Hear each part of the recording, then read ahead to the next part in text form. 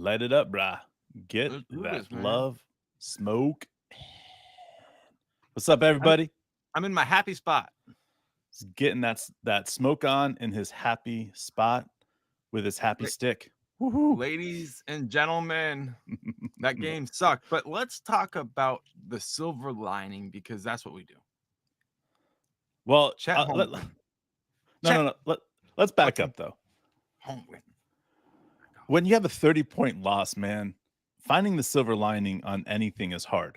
I just want to let you guys know that. Like, it's not easy to separate yourself from a 30-point loss and say, hey, we're going to decide to only look at the positive here. Because when Shea scores 7 points, your team's probably not going to win very many games. And that's just the But, way it is. all right, But so what we saw last night, though, right. from a couple other players to me needs to be talked about. So thus, here we go. All right, so first thing, I mentioned it. Chet. Mm-hmm. 17 points in the first half.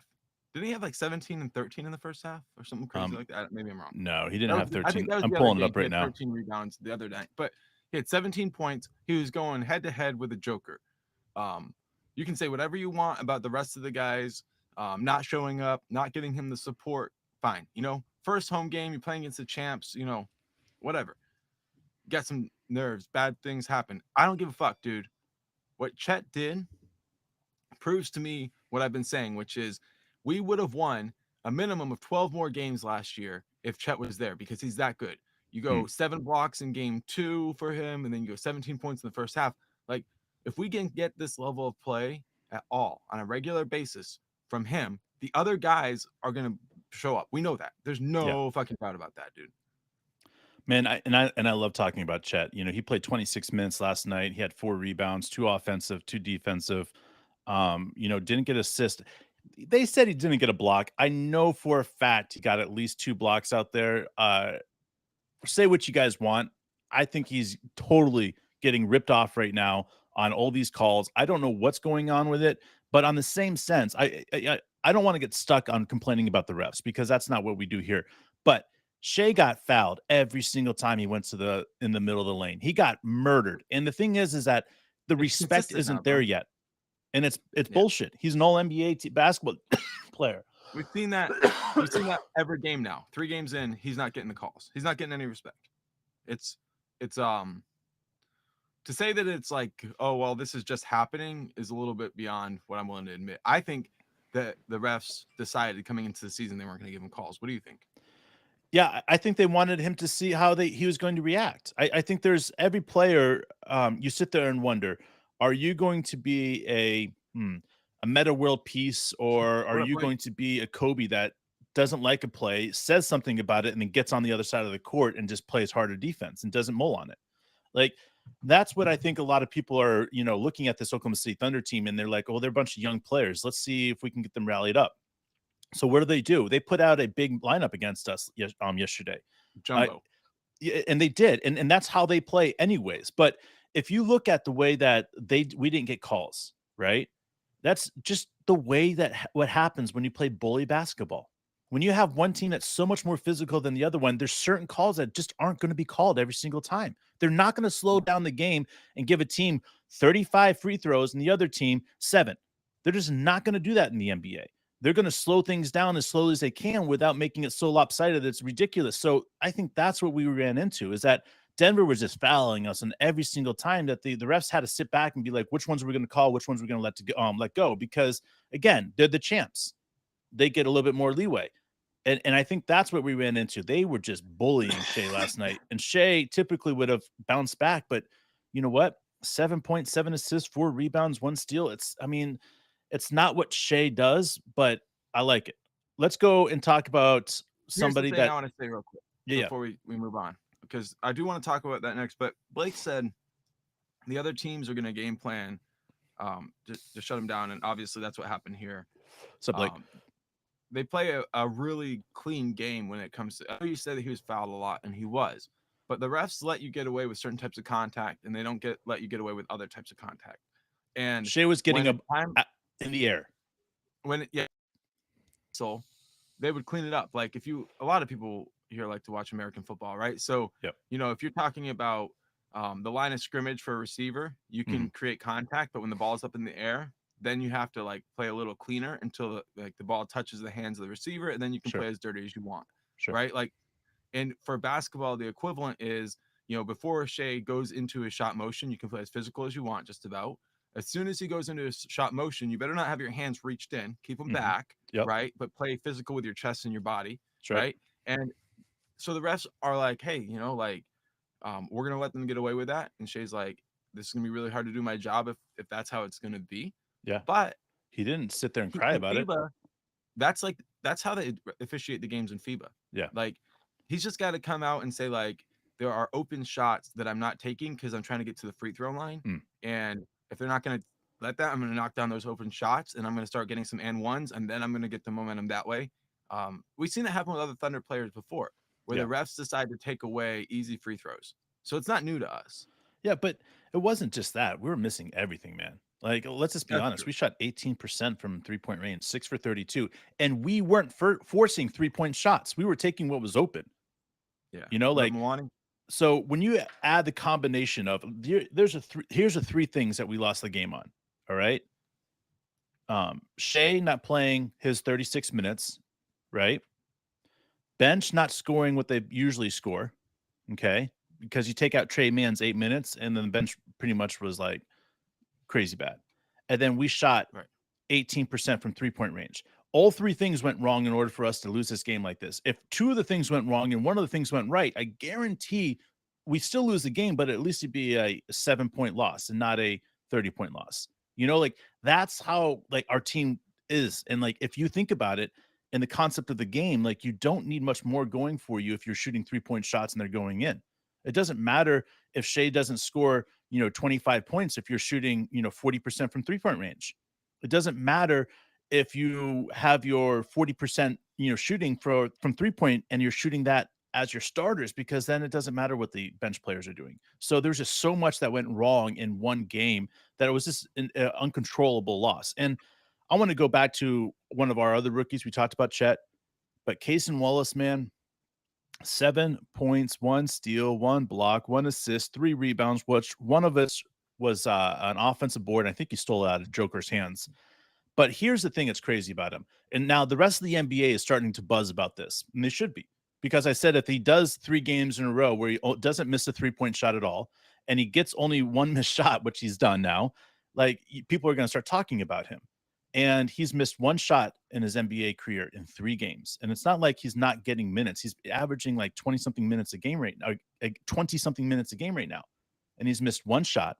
He's scored a total of 30 points so far. So he's averaging 10 points a game. And the shot that he missed was not a 3-point shot. Think about that, guys. Like, as a rookie, have we ever heard of a more efficient rookie than that? I haven't. Let me ask you about Kason, because like I get it. Isaiah Joe is our, de facto best shooter because of what he did last year. But I think Kason, I think Joe's a little streakier. Like, I know it's early for me to say like Kason is an elite shooter and he's going to be consistent, but I think when you look at a player like Kason and you have such a short sample size, but you do look at some of the Kentucky stuff, what you start to think about is like mechanics. You can't say like he's going to average 100% 3-point shooting. That's ridiculous. But Ridiculous. what we're going to see is we're going to see the mechanics be where like there's going to be a regression to the mean, but what does that mean? And what Sure. is that average that he should be in? So for me, I'm looking at it and I'm saying if he is, which he's proven to be so far, an intelligent shot selector, right? His mechanics indicate to me that he could a high 40% 3-point shooter for the course of his career. And the reality is, I don't know that you can say that about Joe's career. He can have years like that, right? Mm. But I think Kaysen could already have an argument to be the best shooter on the team. And I think you could argue that Kaysen, because of his mechanics, strictly, not just his percentage, right? But he could be the best shooter on about half the teams in the NBA, Mm. because you look at it and this is, he's not a normal level player. And like I said, it's mostly for me coming down to mechanics, because I'm looking at this and I'm like, that corner three, that's about as perfect of a shot. Let's just say it. Person that I saw with this level of mechanics would be like a Ray Allen. Hmm. And I don't want to talk about players who are playing now because it's just not really like it's not good to do. And there's only Sure. one player I can think of, and that's just not healthy. But like Ray Allen's mechanics weren't as good as Case and Wallace's. Sure. Let me just put it that way. Ray Allen's mechanics were not as good. Ray Allen needed to get more lift on his shot. Kaysen shoots in-game shots like practice shots. He knows his spots. I'm serious. This guy is a Ray Allen level shooter. People don't get that yet Hmm. because they look at him as a point guard. And he has handles. He's a little undersized. I get why people don't get it, but like he is flat out a knockdown shooter as good as we've ever seen for the Thunder. And Yeah. not just a knockdown shooter, he has like absolute star potential because Ray Allen, like you could say he was a shooter, but very few times people would argue that he was a pure scorer. Hmm. Like Kaysen can finish around the basket. Kaysen's drives are really good. His passing is at a high level. He's an absolute baller with a deadly 3-point shot. I think the most impressive thing about what Kaysen does for me is that nothing is rushed. Nothing Oh is yeah, forced. Nothing exactly. is like, I need to do this. I mean, I'm looking at the stats and he had 0 turnovers again in 22 minutes. Um, like And nothing defensively, is oh my forced. god, He's so efficient. He's so knowledgeable where to go, where to shoot from. Mark and I have talked about it before. Actually last game when we were all talking about who we think that he kind of reminds me of. And I remember Jamal Murray when he was younger. He wasn't as good of a shooter as Kaysen is early on, but Jamal Murray's the way he drives and penetrates and is knowledgeable where to get and where to shoot from and where the weakest defenders are at all times. Like that's the type of like IQ I see in Case and Wallace. I see that like understanding and desire to be that level. And then you add in the shooting, and then it's a completely different ball game because now you're looking at his peak as being a different level. And that's why I gotta stop and I've got to say, like, what are we seeing right here? What are we seeing in the Oklahoma City Thunder? Because if Kaysen is that good and he is that efficient, right, then we are going to have to put him in that 6-man slot, and he is going to get considerable votes for 6-man because if he's able to do that, right, and he's able to get that type of minutes, people are going to notice that. And on second of all, is how long can you keep somebody like that out of your starting lineup? I think you can keep him out of the starting lineup their rookie year, but if he's that efficient and he's that good, like we think he is, right? You've got to find a spot for him in the starting spot because it's not just his offense that's good. His defense is so high caliber. I mean, it is one of those things where everybody's like, well, you want Dort guarding the best player out there. I get that. I get that, guys, right? But I love Dort coming off the bench for Canada, Team Canada. I love that. mm-hmm, Like mm-hmm. it brought a different atmosphere. He could be the man taking the shots. And I think with Kaysen, the way he plays defense is you put him on against the best player, and then you go to Dort second to play that defender right there. You've got a different type of 1-2 punch that nobody else can fuck with because Kaysen Wallace is in your face. He doesn't, create that contact. He's not physical, but he's in your face. He's right there at all times, right? You can't go around him. He's just right there. Boom. He's frustrating for everybody. But what does Dort do? Dort's physical. So now Kaysen's going to wear the guy down, right? Because he's going to have to get him to get to the next stage to get around him. And it's really difficult. So Kaysen wears him down. And then coach goes, Dort, get out there. And Dort just smashes them. Because what are they going to do? Now they're tired. Now Dort's out there. It's the same thing that's happening right now with Kaysen coming in the game. And Kaysen's taking their best defender right away, giving Dort a little bit of break. Like, to me, the way that I see this team designed, and now that we're seeing what Kaysen can do, I know 7 points, not that great, whatever. But it's not just the 7 points. He played 22 minutes. He was doing everything out there, block shot, a steal. I think he even had like 3 deflections. Like, he is everywhere, guys. He had a steal. Well, he grabbed the ball out of Joker's hand for an offensive board, right? He scores. Okay. He turns around, right? And he gets them to dribble the ball off of their feet. Yep. Like, it was like a 1-2-3 thing. It was like, holy shit. Like, again, I don't think So he might have not let me ask, scored. He might not score, but he's still got an extra possession because he still stayed with it.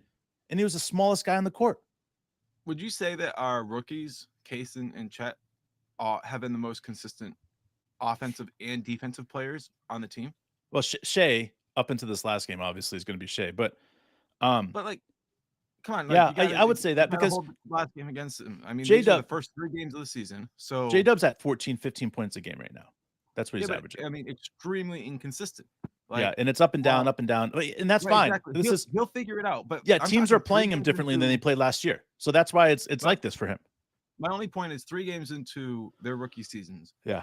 I know what I'm going to get from Kaysen defensively. I know what I'm going to get from Chet defensively. I Yeah. know what I'm going to get offensively from Kaysen, and I know what Sure. I'm going to get offensively from Chet. And I can't think for sure of a time where, like, for the Thunder, I didn't know what I was going to get from Shea. We know what Mm. we're going to get from Shea, so I'm not worried about that. But it just hasn't been like it's been inconsistent. And even when he got 31 the first game, he Yeah. went to the free throw line once. Like it's just been like the most unusual set of circumstances for Josh Giddey, for J Dub, for even Dort. He goes out and gets 20, but he's not really a factor in the other 2 games This offensively that is much. but this is normal, man. This is But the not for start of every rookies, season. not for rookies to be the leader. No, not for rookies to be the leader, but for That's what other I'm saying. Like players that are this second team, and third year players to stumble.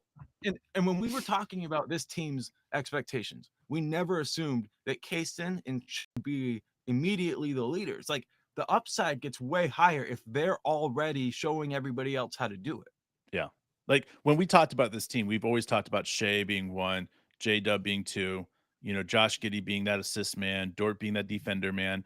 Like we said we're going to let Chet, prove his worth. We weren't ever going to put Chet in a, block, but what we're seeing from Chet is way superior than we could have thought. I mean, like straight up, like the 7 blocks, the 17 points in one half, the knowledge and the defensive deflections. I mean, I think he has probably 4 or 5 blocks that haven't been counted as blocks. Like it's just insane to me what we're seeing. We had a game with 13 rebounds. Like we're seeing Right. so much from Chet. It's like, okay, this guy, in my opinion, at this very fucking moment, is the second best player on our team. You got Shea Yeah. and Chet Show. And that's Yep. not a diss Yep. against Dort or Nope. Josh Giddey or J Dub. It just means that they have to up their game because we're seeing such a high level from Shea and Chet right now that it's so impressive. And we're not the only ones that see it. We all know that you guys see it too, and Coach D sees it. So for me, it's just that's what we're seeing at this early stage of this year. The year is still early, so it will change. Things will get better. Things will get worse. Part of life. And at this point, though, I feel pretty good, even though we had a 33-point loss. Um, I felt like we did a good job and understanding what the role was for this team. And that's as simple as that can be. Like we didn't have one guy that played 30 minutes yesterday in a back-to-back night. We had guys playing hard. We had the bench players coming out. Trey Mann scored 12 points in 8 minutes. Like there was some things that we saw that was really, really good. And for me, seeing that from Trey Mann, he's dying to get playing time. And if this is what he can put out, 12 points in 8 minutes, coach is going to go to him. Like this is his Dude, opportunity to go to him. you're right. And listen, man, I think what we need to take away from like the silver lining factor of all this is this: like 3 games into the season, and it legitimately looks like we have 2 players who can move into the top 5 of a team that won 40 games last Mhm. year, and they're rookies. Like top 5. We're No, dude. talking Chet, maybe all the way up at number 2, and Kaysen Who's fighting, has a dude. chance to move into top 5.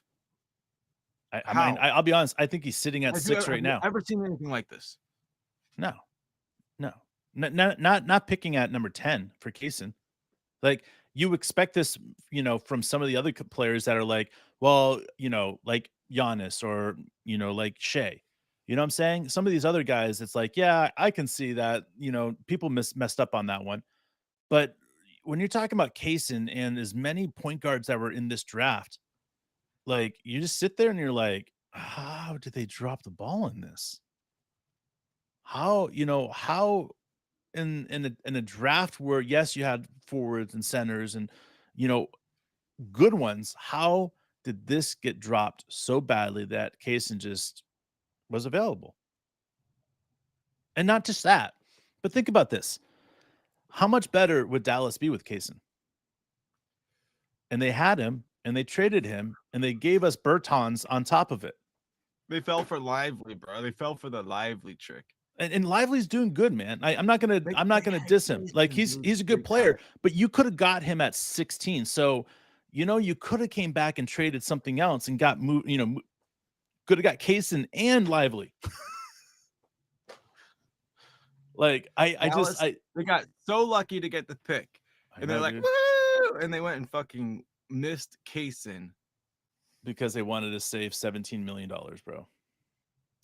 Yeah, you're right, David brought up a good point. He said that they needed a big. Lively's a better player for them. Yes, look, that was the convention at the moment, but if Kaysen is showing what he's showing, fucking star, dude, a fucking star. Kaysen's so good. Like they dropped the ball on this one. Just like people are like, oh well, they didn't need another point guard. Well, guess what? Everybody needs another point guard like Shea. They need a fucking shooter. They need somebody to be able to put in a corner and say, hey, Luka, hit this person. He's open. Absolutely. Like, and I think down shooter who can handle the ball. Thank you. And here's the thing. As far as a big, God, or Sampresti, as we call him. Yeah. As far as a big, like bigs are, for me, I look at Luka, you want a veteran big. You just want a veteran big.